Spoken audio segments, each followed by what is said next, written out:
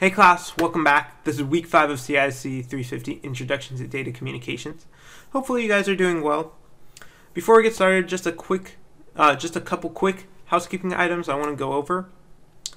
I want to first apologize for the week 4 module upload issue that happened last week. For some reason, the system did not trigger off to upload everything by Thursday. And so with that, I'm going to be extending as mentioned, I'm going to extend the due date of week 4 assignments. So I'll give you guys till the end of the weekend. So by February 13th at 11:59 p.m. Make sure you turn in week 4's assignments, right? So that's Thursday, Friday, Saturday, Sunday. So you'll have 4 extra days, okay? Now, with that extension, I just want to remind you guys that it's not, or let you guys know that week 5's assignments are not going to be extended as well. Week 5's assignments are still going to be due on the due date. So even though week 4 got some extension, it's just going to overlap into week 5. So that's why I would recommend trying to knock it out earlier or sooner than later, because you're still going to need some time to do week 5 assignments, okay? Unless you can knock it all out at once, then, kudos to you. Now, let's go ahead and get started. Log into Canvas. We're going to be talking about, we're going to be going into Module 5. And if you go to your Module section, you'll see that Module 5, we're going to be talking about the transport and network layers, all right? These are going to be very, very key and important to any, to the OSI model, and just moving traffic from one device to another, all right? One node to another.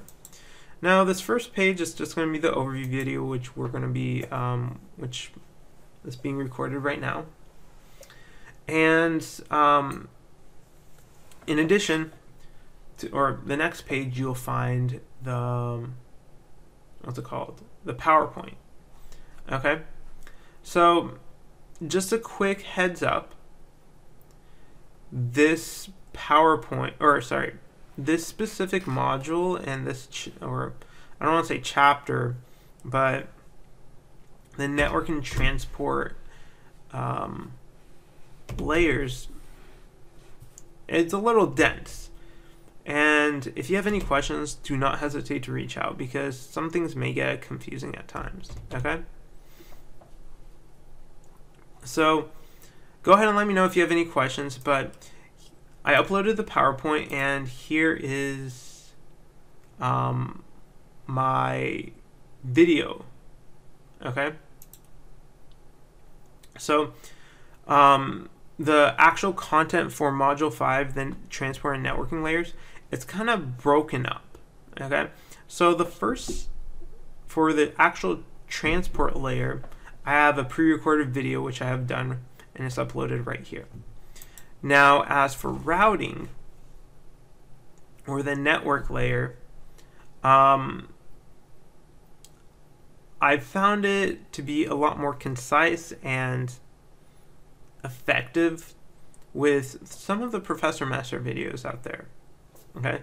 So for networking and routing, I would like you guys to review, for the routing portion, these 5 videos, and for the subnetting portion of networking, these 6 videos, okay?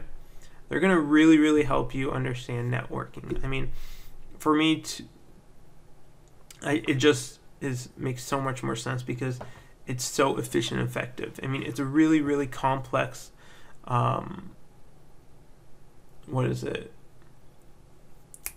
subject. And Professor Messer, he does a great job of going over it. Okay, now we're just going to learn the basics. We're not going to go into very, very deep subnetting. So if you're a little confused on subnetting, it's okay. We're just going to briefly touch on it. Actual subnetting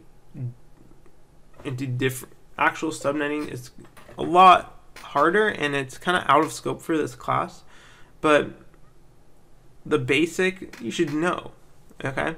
I'm trying to prepare you guys for when you guys do go on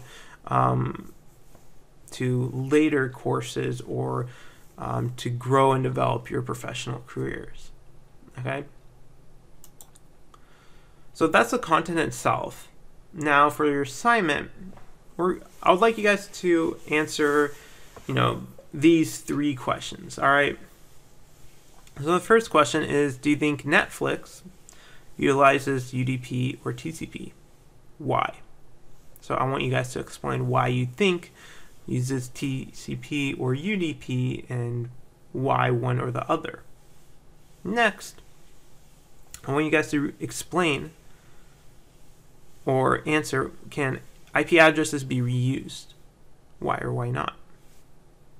And then lastly, I want you guys to get a light touch of what subnetting is. Okay? So if you have a network of 192.168.19.0 and a subnet mask of 255.255.255.128, what is the CIDR notation? Okay? Remember, CIDR notation just shows the number of network bits used for that specific network. And that'll all make sense once you watch the Professor Messer videos. And then also, how many usable IP addresses will there be? Usable IP addresses,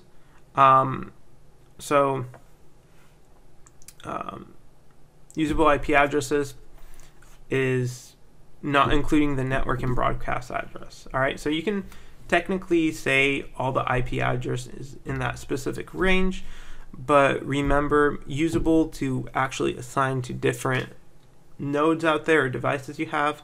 You cannot use the first and last IP addresses because that's usually used for broadcast and the network address. So anything -2, right?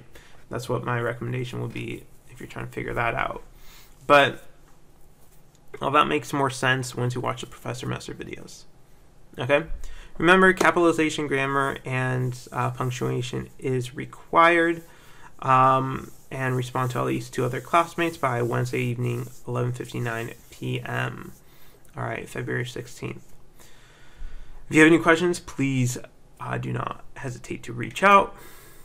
And then you also have a 5-question quiz. All right. With that, that's about it. Easy peasy, really.